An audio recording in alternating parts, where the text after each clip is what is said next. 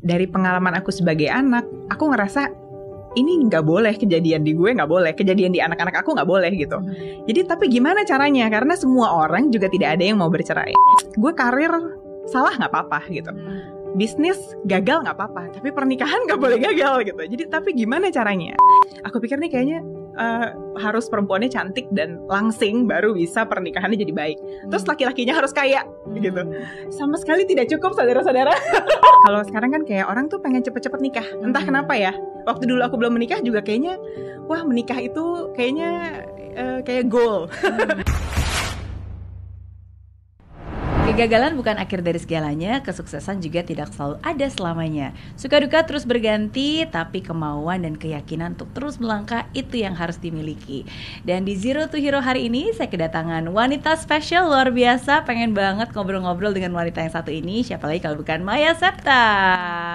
Hai.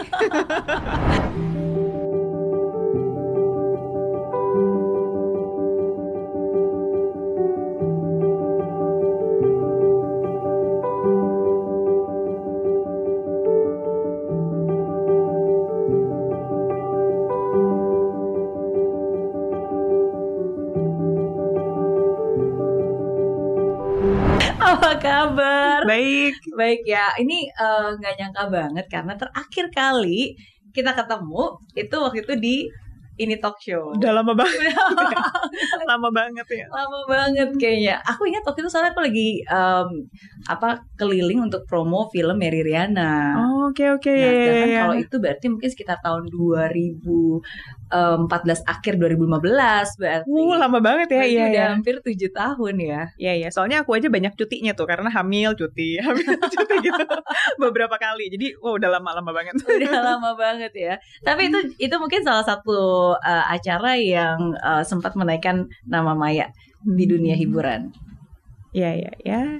Lucu ya, udah punya anak dulu baru dapat programnya yang lebih baik gitu.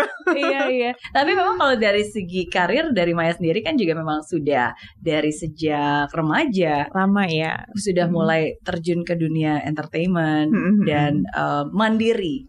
Iya, ya maunya begitu. Usahanya begitu. Emang cita-cita dari kecil apa sebenarnya? Apa ya, kalau waktu masih anak-anak mah cita-citanya nggak gitu ngerti. Cita-citanya pengen jadi model, pengen jadi pengacara. Dan waktu yang jadi model itu aku nyobain beneran. Tapi ternyata aku nggak suka. Kenapa nggak suka? Apa ya, dari tinggi badan yang lain jauh lebih tinggi daripada aku. Udah gitu kalau misalkan jadi model catwalk harus pakai baju apa aja yang desainernya kasih kan. Nah, aku nggak bisa pakai baju apa aja. Jadi zaman dulu itu beraninya di acara televisi aja, fashion show di acara TV gitu waktu SMA. Lebih aman lah ya. Seenggaknya masuk sensor kan, nggak mungkin bajunya terlalu terbuka atau nggak mungkin terlalu aneh banget atau seksi banget gitu. Oke, Debbie berarti pernah jadi model juga, jadi pragawati juga pernah, berarti kan fashion show, bintang iklan sudah pasti, main film juga. Iya. Dari situ kebuka jalan yang lain ya cobain gitu. Jadi presenter juga, pokoknya serba bisa sebenarnya. Aduh, gitu ya. Oke. Nggak pernah put label gitu sih sebenarnya. Ya apa aja yang ada dibukain jalan sama Tuhan ya dicobain gitu. Ibaratnya kalau ditaruhin di tangan masa masih nggak mau diambil juga sih gitu. Iya. Jadi ya coba semaksimal aja. Memaksimalkan apa talenta dan juga kesempatan yang memang Tuhan kasih untuk kita. Iya, oke. Termasuk salah satunya ini nih. Jadi tadi begitu pertama kali ketemu langsung dikasih satu hal yang spesial. Nah, ini Maya Septa Couture. Ini terbaru. Nggak baru juga sih sebenarnya. Lebih ke waktu pandemi, aku tuh nggak bisa diem orangnya. Jadi waktu nggak syuting, terus pandemi nggak boleh pergi kemana-mana, ngapain ya gitu. Ngapain dong biar ada kegiatan gitu. Nah, inilah kegiatan aku yang positif ini. Iya, penasaran kan pengen lihat dalamnya apa. Nah, jadi tadi aku dikasih ini spesial banget. Yang pertama ada bando. Iya. Ini ada ceritanya ya kenapa bikin bando ya. Habis kan waktu pandemi itu kemana-mana aku nggak mandi. Jadi pergi dulu baru mandi. Kalau biasa kan mandi dulu baru pergi. Karena harusnya cuma ke supermarket doang atau kemana. Jadi aku pergi dulu baru mandi. Kan belum mandi tuh rambut aku tuh lembut banget, tipis, lemes banget gitu. Jadi lepek. aku pakai bando lah supaya kelihatan agak bagus gitu. Nah dari situ aku pikir kayaknya ini bagus deh untuk cewek-cewek supaya nggak terlalu kelihatan belum mandi. Jadi kita pakai bando biar tetap cakep gitu perginya. Sama bulu mata palsu. Oh iya, ini dia. Kan kalau pergi pakai masker nggak kelihatan kan makeupnya, tapi matanya kelihatan. Jadi aku selalu pakai bulu mata sama bando gitu. Oke, jadi tetap bisa looks presentable. Maksudnya looks okay lah gitu ya. Oke, that's nice. And I love the tagline ini, you are beautiful. Jadi baliknya ini adalah you are beautiful. Supaya semua perempuan itu cantik. Bisa kok semua perempuan itu cantik dari hatimu. Kayak lagu ya. Iya, tapi satu hal mungkin yang sangat konsisten dan aku juga suka banget sama Maya adalah you are very positive. Positif dalam arti dari cara berpikir kamu, dari apa yang kamu tuangkan juga, khususnya di Instagram, tulisan-tulisan kamu, dan ya pengalaman. I think itu satu hal yang mungkin sangat dinanti dan sangat memberkati juga untuk para follower yang membaca hal tersebut. Sejak kapan mulai konsisten untuk menuangkan dalam sebuah tulisan di Instagram? Sebenarnya tuh aku nggak pernah konsepin loh, nggak pernah konsep kayak Instagram aku tuh harus tentang ini. Sebenarnya nggak gitu. Tapi waktu mau menikah itu kan aku ikut kelas premarital, terus setelah menikah aku ikut kelas-kelas seminar pernikahan. Nah dari situ tuh aku ngerasa, kok aku terberkati sama isi informasi ini gitu. Dan aku pikir ini sangat membantu aku dalam menjalani pernikahan. Tapi aku yakin nggak semua orang punya akses ke kelas-kelas dan ke seminar-seminar ini kan.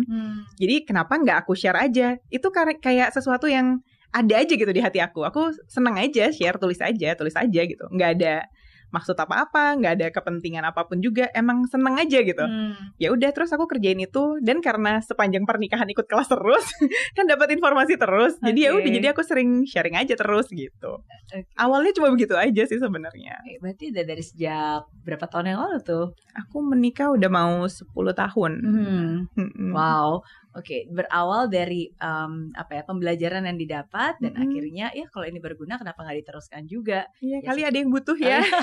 Siapa tahu ada yang bermanfaat, sama seperti aku ngerasa ini bermanfaat banget buat gue gitu.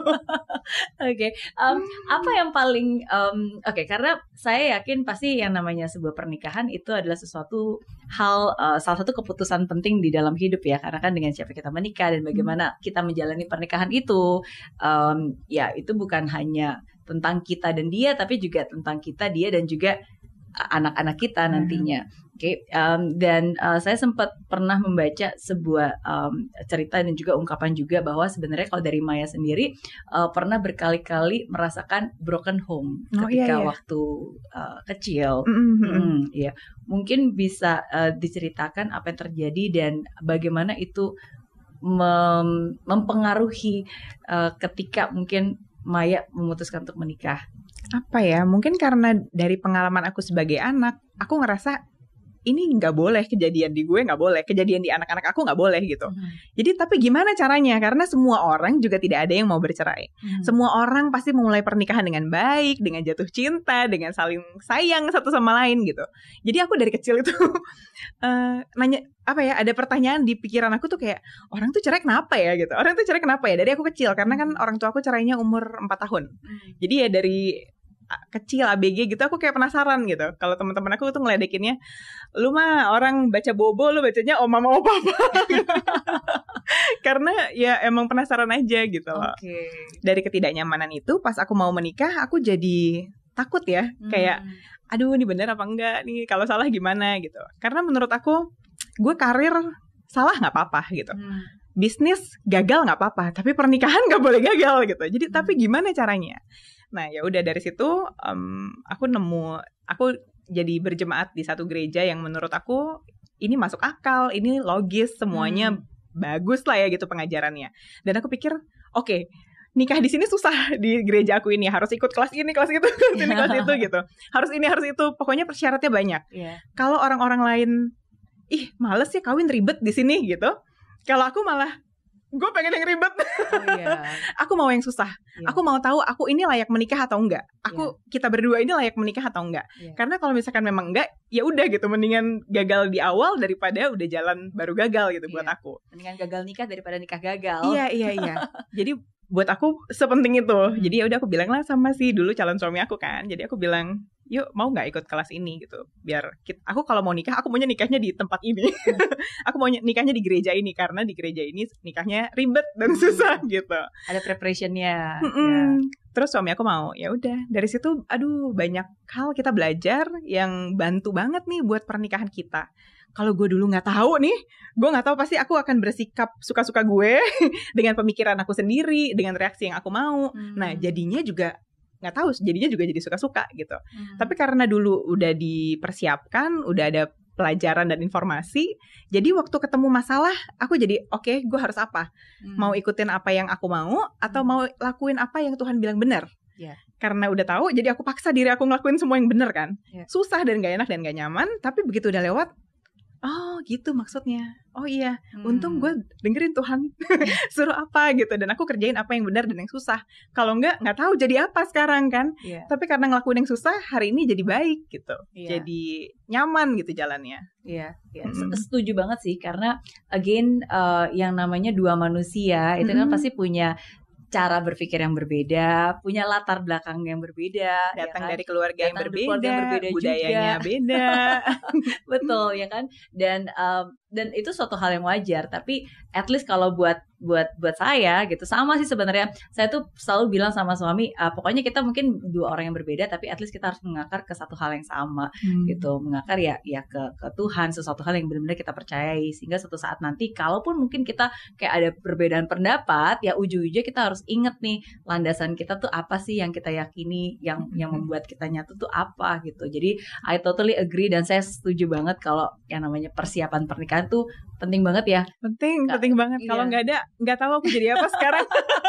Iya. Dan itu salah satu tes tuh berarti kepada calon pasangan. Kalau dia aja nggak mau ribet di awal sebelum nikah, gimana dia bisa mau tetap bersama kita? Mau ribet berusaha setelahnya. Mau ribet berusaha, karena akan lebih banyak lagi tantangan dan masalah dan keribetan setelah menikah. Dan sama sekali nggak gampang, dan sama sekali berbeda waktu kita sebelum menikah pikir pernikahan itu apa, sama setelah menikah. Loh, kok yang kita kira taunya penting atau apa? Aku waktu kecil ya, aku pikir kan, aku bertanya-tanya kan, kenapa ya orang cerai ya? Kan aku baca majalah, nonton film gitu-gitu. Aku dapat kesimpulan yang salah bahwa gini, aku pikir untuk sebuah pernikahan bisa berhasil, aku pikir perempuannya harus cantik dan harus kurus. Dapat pemikiran dari mana? Dari film-film, dari novel-novel, dari gitulah, dari mana-mana majalah gitu. Aku pikir nih kayaknya harus perempuannya cantik dan langsing baru bisa pernikahannya jadi baik. Terus laki-lakinya harus kaya gitu. Sama sekali tidak cukup, saudara-saudara. Lo mau kurus, mau langsing, mau kaya, ya kalau misalkan sama-sama egois, sama-sama nggak dewasa, sama-sama nggak mau. Gini deh, mau secakap apapun kalau lo nyebelin, pasangan lo pasti sebel. Udah intinya gitu deh. Jadi itu gak cukup, sama sekali gak cukup. Kalau kamu cantik dan langsing itu hanya membuat kamu enak dilihat aja. Tapi tidak membuat pernikahan kamu berhasil gitu. Begitu juga kekayaan. Mungkin bikin hidup kamu lebih enak dikit lah ya, nggak susah gitu, tapi nggak bikin pernikahan kamu berhasil juga. Iya, setuju. Semoga ini yang di-sharingkan ini nggak membuat orang jadi takut nikah ya. Gini, aku nggak berharap orang takut nikah, tapi mungkin lebih bijaksana memilih. Jangan, kalau sekarang kan kayak orang tuh pengen cepet-cepet nikah, entah kenapa ya. Waktu dulu aku belum menikah juga kayaknya, wah menikah itu kayaknya kayak goal, kayak indah, kayak pasti kayak orang tuh udah nikah udah beres nih hidup gue. Kayak perlombaan gitu ya. Siapa yang kayak duluan target. Sampai kayak target. Iya, kayak itu yang mau dicapai gitu. Padahal nggak ada apa-apa setelah itu. Kenapa ya gitu? Aku sharing banyak hal bahwa pernikahan itu complicated, supaya orang lebih banyak mikir kali ya sebelum menikah. Itu nggak usah diburu-buru gitu, karena bukan tujuan loh itu. Itu baru awalnya doang gitu. Tapi masalahnya kita baru sadar setelah masuk ke dalam pernikahan itu. Kalau buat yang belum menikah ya kan, Alma kayaknya asisten aku yang belum nikah.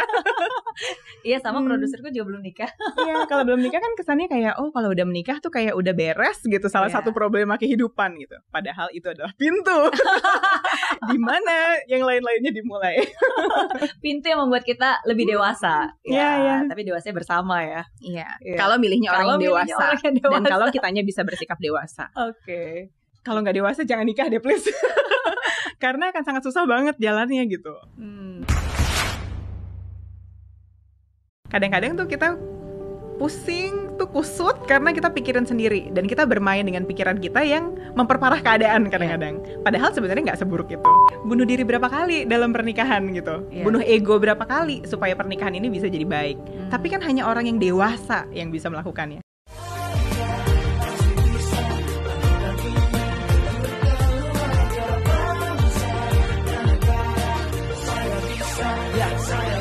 Rasanya bumi tanpa hujan, hidup tanpa tujuan, kering dan mati tanpa hijaunya tumbuhan. Demikian kalau mimpi tak kunjung terjadi.